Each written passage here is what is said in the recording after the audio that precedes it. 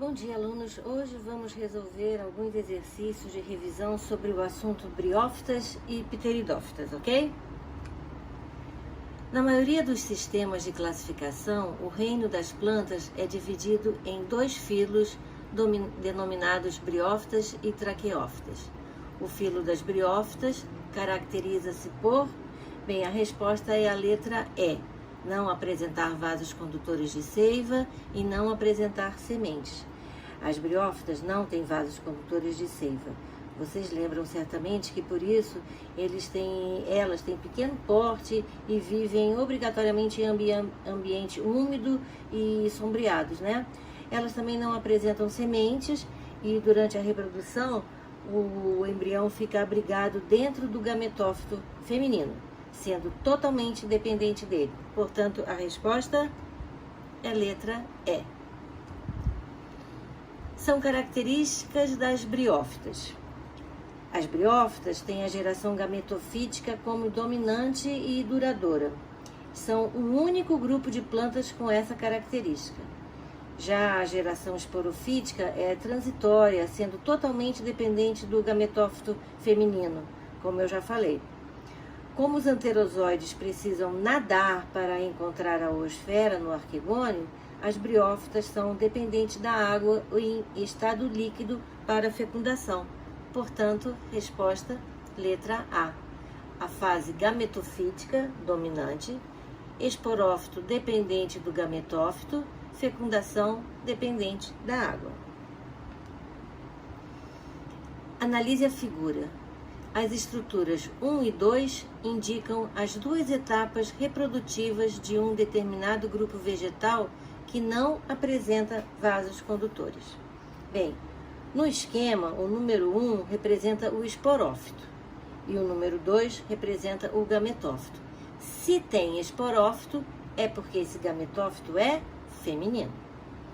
O gametófito produz gametas, o gametófito feminino produz a oosfera dentro do arquegônio, né? E o gametófito masculino produz anterozoides dentro do anterídeo. Quando os anterozoides nadam para encontrar a oosfera, eles precisam de água no estado líquido. Havendo o encontro dos gametas, isso é, a fecundação, vai se formar o embrião. Portanto, a resposta é a letra B. O número 1 é gerado a partir da fecundação. Então, o esporófito, que é a estrutura número 1, só se desenvolve depois da fecundação, quando os anterozoides encontram a oosfera e produzem o embrião no gametófito feminino. Observe o esquema simplificado do ciclo de vida de um músculo. A partir da observação realizada e dos conhecimentos científicos sobre as briófitas, analise as proposições que seguem, colocando V verdadeiro ou F falso. Bem, a primeira afirmativa. As briófitas fixam-se ao substrato através de rizoides, sendo que estes têm também a função de absorção de água e sais minerais. Como as briófitas são avasculares, a distribuição dessas substâncias pelo corpo da planta se dá célula a célula por difusão. A afirmativa 1 é falsa, porque os rizoides nas briófitas não têm função de fixação. Elas só têm função de fixação, tá? Elas não absorvem água e sais minerais. A última parte está correta, porque as briófitas são avasculares realmente e a distribuição da seiva bruta se dá de célula a célula. Porém, a primeira parte não está correta. Afirmativa 2.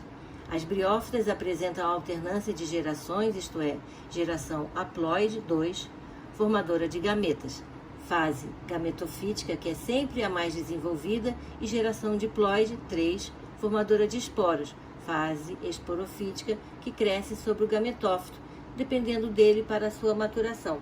Essa afirmativa está totalmente correta. Afirmativa 3. A maioria das espécies de musgo tem sexos separados. O gametângio masculino, 5, recebe o nome de arquegônio, e o gametângio feminino, 4, recebe o nome de anterídeo. Essa afirmativa é falsa. Realmente, a maior parte dos musgos tem sexos separados, porém, o gametófito masculino não está representado em 5. Este é o gametófito feminino, que é o arquegônio, e anterídeo é o gametófito masculino. 4. Em 4 está representado o processo de eliminação dos esporos formados por meiose no interior da cápsula do esporófito, que corresponde, portanto, a um esporanjo. Estes esporos, após a germinação, originarão gametófitos. A afirmativa está totalmente verdadeira. Afirmativa 5. As briófitas dependem da água para a reprodução. A fecundação ocorre quando gotículas de água, ao atingir o ápice do gametófito masculino, fazem com que os anterozoides sejam lançados para fora da planta, atingindo o ápice da planta feminina. Nadem em direção à oosfera e, lá chegando, ocorre a fecundação. O embrião 7, formado, dará origem ao esporófito. Essa afirmativa também é totalmente verdadeira. Portanto, a resposta é letra E. Falso, verdadeiro, falso, verdadeiro, verdadeiro. O ciclo reprodutivo de um pteridófito envolve 4 etapas, conforme mostra a figura a seguir. Com base na figura, relacione o processo com a etapa que o representa. Os esporos são formados por meiose. Eles são haploide e o esporófito é diploide. Por mitose, esses esporos germinam e originam o gametófito, que nesse esquema é o prótalo hermafrodita. Aí, por mitose, os gametófitos diploides, 2N, produzem gametas N, haploides. Quando ocorre fecundação, isto é, o encontro dos gametas haploides, forma-se o esporófito 2N. Portanto, a resposta é a letra A. Em 1 está ocorrendo meiose, em 2, mitose, em 3, mitose novamente, e 4 é a fecundação. Uma samambaia realiza o ciclo reprodutivo conhecido como metagênese ou alternância de gerações. Em relação à reprodução, é correto afirmar que uma samambaia produz? Não é a letra A, porque o zigoto origina o esporófito. Não é a letra C, porque os esporos, quando germinam, formam gametófitos. Os esporófitos são o resultado da fecundação da oosfera pelos anterozoides. Não é a letra D, porque está errada e dá até para vontade de rir, né? Os esporos não se transformam em soros, porque os soros são os esporanjos, isto é, aonde se formam os esporos. E também os soros não contêm o embrião. E este se forma depois da fecundação, como eu já falei, né? Não é a letra E, porque não são gerados vários prótalos, e sim um só, e forma um só zigoto. Portanto, a resposta é a letra B. Soros, que são conjuntos de esporanjos, onde ocorre meiose, estas geram vários esporos que são levados pelo vento e cada um origina um prótalo. Bem, alunos, ficamos por aqui. Espero que vocês estejam aproveitando bastante essas aulas. Quero dizer que, esses encontros, né, de revisão, porque eles estão sendo preparados com muito carinho pela equipe de biologia, na intenção de ajudar vocês.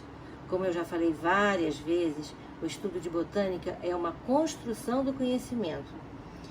Vocês estão vendo novos termos, vários novos termos, que vão se somando e vocês precisam acumular conhecimentos anteriores para poder entender o próximo grupo. Não passem por cima de novos termos, ok? Sempre consultem as aulas e sempre consultem o glossário. Então, até a próxima.